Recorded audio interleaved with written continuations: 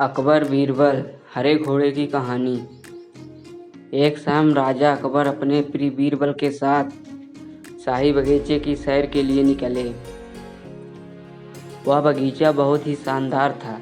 चारों ओर हरियाली ही हरियाली थी और फूलों की भीनी भीनी खुशबू वातावरण को और भी खूबसूरत बना रही थी।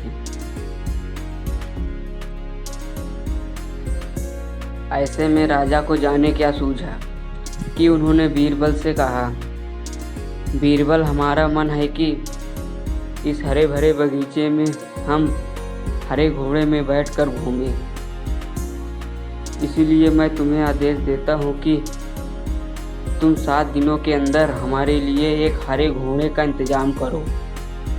वहीं अगर तुम इस आदेश को पूरा करने में असफल रहते हो तो तुम कभी भी मुझे अपनी शक्ल न दिखाना।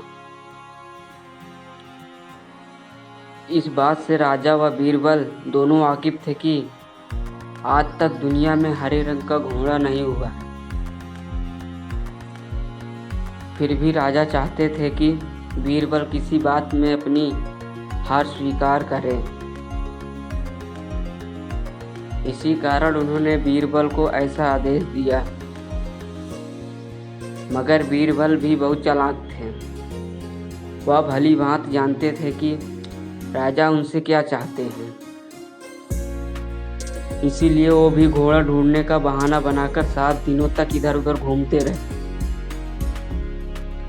8वें दिन बीरबल दरबार में राजा के सामने पहुंचे और बोले, महाराज, आपकी आज्ञा के अनुसार मैंने आपके लिए हरे घोड़े का इंतजाम कर लिया है, मगर उसके मालिक की 2 शर्तें हैं।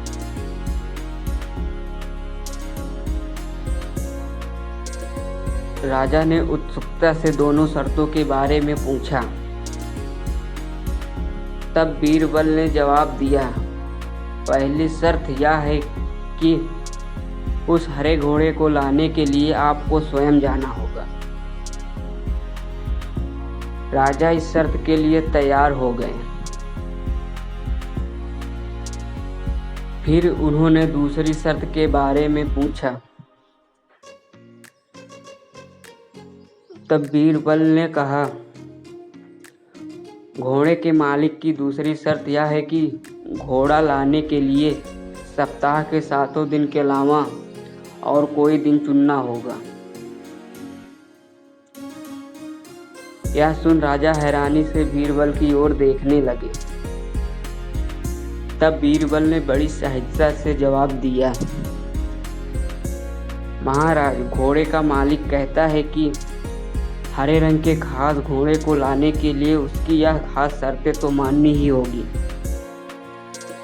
राजा अकबर बीरबल की यह चतुराई भरी बात सुनकर खुश हो गए और मान गए कि बीरबल से उसकी हार मनवाना वाकई में मुश्किल काम है।